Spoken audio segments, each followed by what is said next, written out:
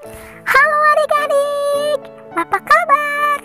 Kita kembali lagi di ibadah sekolah minggu. Di mana lagi kalau bukan di Generasi Dauti. Ibadah sekolah minggu segera dimulai. Teman-teman, ayo ambil Alkitabnya. Duduknya rapi. Gak boleh makan atau minum ya.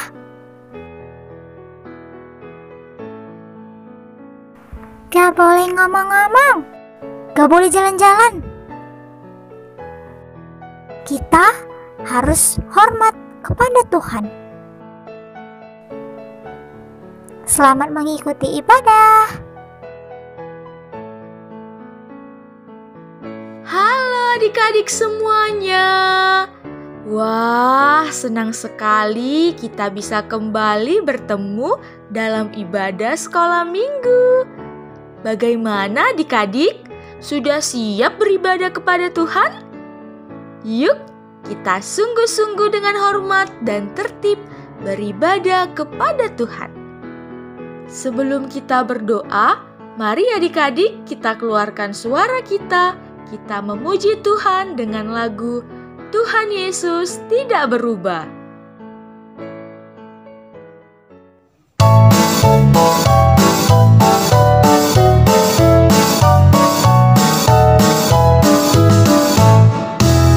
Tuhan Yesus tidak berubah, tidak berubah, tidak berubah. Tuhan Yesus tidak berubah, tak berubah selama-lamanya. Haleluya, haleluya, haleluya. Haleluya, haleluya, haleluya.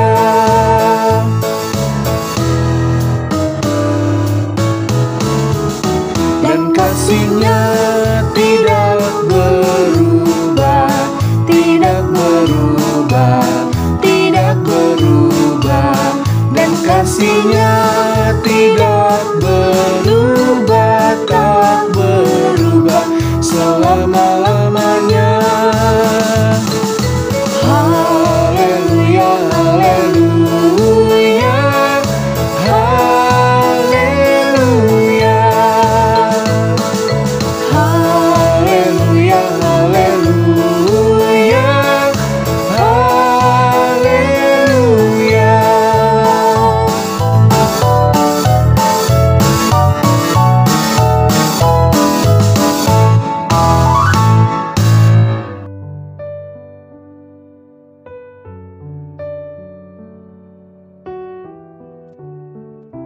Mari kita berdoa.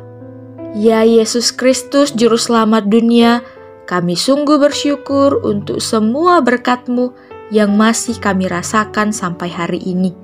Kami bisa bernafas dan beribadah sampai hari ini, semuanya adalah karena kemurahan-Mu. Tuhan, ajarlah kami menghargai semua kebaikan-Mu dengan sungguh-sungguh beribadah kepada-Mu hari ini. Di dalam nama Tuhan Yesus, kami berdoa. Amin.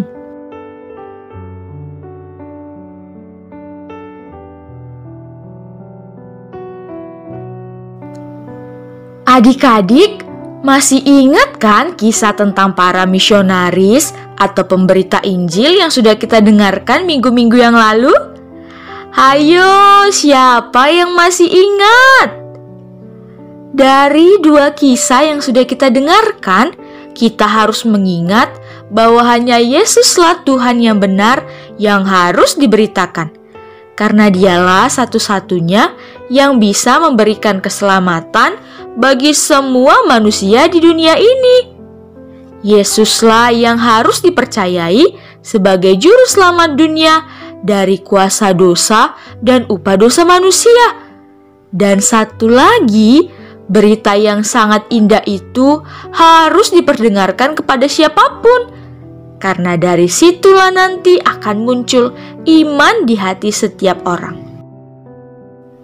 Nah, kali ini kita akan melanjutkan cerita kita dengan kisah seorang misionaris yang bernama J.H. Newman.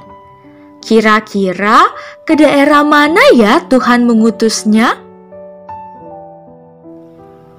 Adik-adik, dari firman Tuhan ini kita bisa mengerti bahwa Tuhan mau supaya kabar atau berita tentang karyanya yang telah menyelamatkan semua manusia berdosa disampaikan kepada semua orang tanpa terkecuali. Dan selain orang Toba, suku lain yang akhirnya Tuhan izinkan mendengar kabar baik itu adalah orang Karo. Tanah Karo terletak di kaki Gunung Sinabung. Sama seperti orang Toba, pada awalnya orang Karo sangat kental dengan kepercayaan atau keyakinan mereka kepada roh-roh nenek moyang. Artinya, mereka belum mengenal dan mempercayai bahwa Yesus itu adalah Tuhan yang sesungguhnya yang harus mereka sembah atau mereka taati. Adik-adik, sebelumnya Tanah Karo sudah mulai diinjili sejak tahun 1890, baik oleh orang luar negeri maupun orang-orang dari daerah di negara kita ini. Oleh pemberitaan Injil yang dimulai itu, maka pada tanggal 20 Agustus 1893 terjadilah pembaptisan pertama terhadap orang Karo di Bulu Hawar, yaitu Bapak Sampai Bukit dengan istrinya Ngurupi Boru Sembiring, dan beserta anak mereka yang bernama Pengarapan Bukit, Nuan Barus, dan saudaranya yaitu Tala dan Tabar Bukit. Orang-orang yang datang menginjili ke Tanah Karo silih berganti, hingga akhirnya Newman tiba di Tanah Karo pada tahun 1900. Beberapa waktu ia tinggal di Bulu Hawar, tetapi kemudian ia memilih Sibolangit menjadi tempat pelayanannya. Ia dan beberapa penginjil lainnya bekerja sama dalam memajukan pelayanan. Mereka juga dibantu oleh Pak Sampai Bukit yang sudah bertobat. Mereka mengabarkan Injil dan membuka sekolah di beberapa tempat, mulai dari Bukit, Dokan, Cingkes, sampai ke Kabanjahe. Selain mengabarkan Injil dari desa ke desa dan membangun sekolah-sekolah, Newman juga membuka klinik di Sibolangit. Ia dibantu oleh Pangamper Tarigan yang sebelumnya juga bertugas sebagai penginjil. Dengan bahasa Karo yang sudah dipahaminya, kemudian Newman menerjemahkan Perjanjian Baru dan Perjanjian Lama ke dalam bahasa Karo. Selain itu, ia juga terkenal dengan tulisan-tulisannya mengenai kepercayaan Kristen dan kebudayaan Karo. Adik-adik, pelayanan penginjilan yang mereka kerjakan terus berkembang oleh karena pertolongan Tuhan. Mereka memikirkan bukan hanya kehidupan jasmani orang-orang Karo, tetapi yang lebih penting ialah mereka memperkenalkan Yesus itu yang harus mereka percayai sebagai Tuhan dan Juru Selamat. Sampai akhirnya oleh hikmat Tuhan, ketika terjadi peperangan antara Belanda dan Jepang, Newman dan timnya berpikir bagaimana supaya pekerjaan pelayanan tidak terganggu jikalau mereka dikeluarkan oleh Jepang dari Indonesia. Maka mereka pun membuat rapat di Sibolangit pada tanggal 23 Juni 1941 untuk menyerahkan tugas pelayanan kepada orang Karo untuk diteruskan. Dan pada waktu itulah ditentukan nama gerejanya, yaitu Gereja Batak Karo Protestan, atau yang sekarang lebih dikenal dengan singkatan GBKP. Itu menunjukkan kepada orang lain bahwa persekutuan itu bukanlah milik Belanda, tetapi persekutuan orang-orang Karo. Adik-adik, sampai sekarang satu demi satu orang-orang Karo akhirnya beriman sungguh kepada Tuhan Yesus. Bahkan ada yang sudah menyerahkan hidupnya untuk mengabarkan Injil kepada orang-orang yang belum bertobat.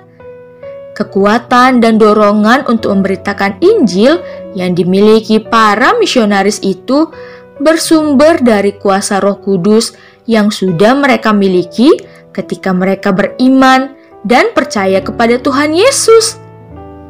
Itulah yang sudah Tuhan katakan dalam firman Tuhan tadi, bahwa Tuhan akan memberikan Roh Kudus kepada siapapun yang mau percaya kepada Tuhan Yesus, Sang Juru Selamat. Dari Roh Kudus atau Roh Allah itulah mereka bisa memiliki kuasa dan keberanian dan hikmat untuk menyaksikan tentang Tuhan Yesus.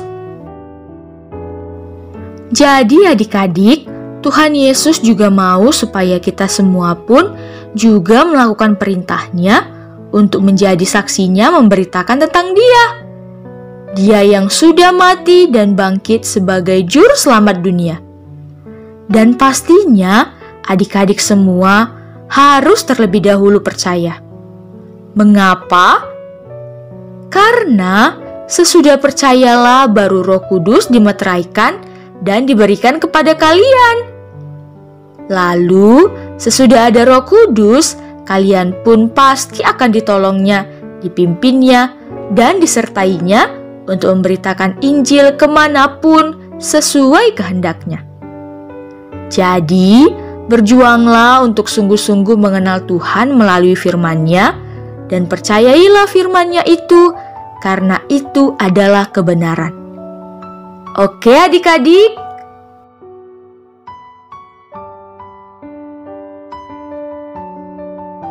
Ayat hafalan. Ayat hafalan kita minggu ini adalah Yohanes 1 ayat 12. Tetapi semua orang yang menerimanya diberinya kuasa supaya menjadi anak-anak Allah, yaitu mereka yang percaya dalam namanya. Yohanes 1 ayat 12. Tetapi semua orang yang menerimanya diberinya kuasa supaya menjadi anak-anak Allah, yaitu mereka yang percaya dalam namanya.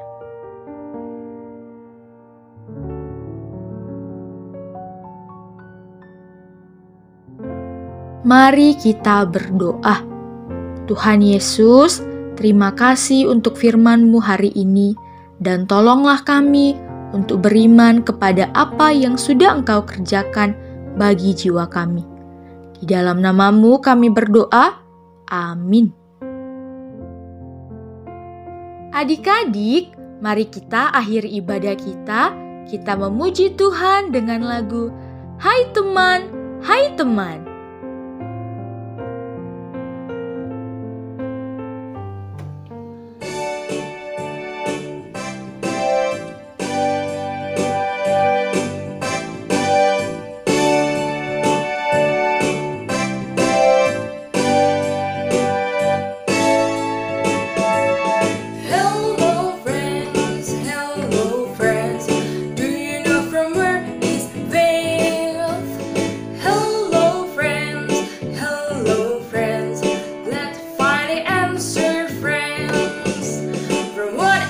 Say no, or I got this. No, so what's the answer, friends?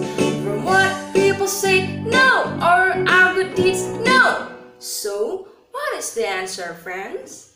Aha! From the hearing of the word of Christ. Hai teman, dari manakah iman? Hai teman, coba temukan jawaban. Dari kata orang tidak, perbuatan baik tidak, lalu apa jawabnya?